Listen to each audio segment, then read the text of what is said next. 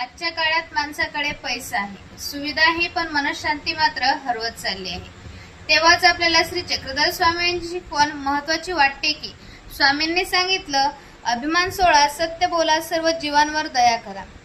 आज माणूस छोट्या छोट्या गोष्टींवर तुटतो, राग धरतो, द्वेष करतो, पण स्वामींनी प्रेम, संयम आणि शांततेचा मार्ग दाखवला.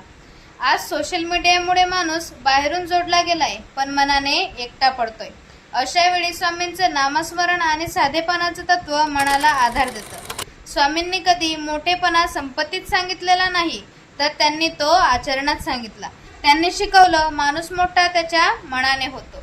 आजच्या धावपळीच्या जगात स्वामींची शिकवण आपल्याला शांत राहायला, योग्य वागायला आणि माणुसकी जपायला शिकवते.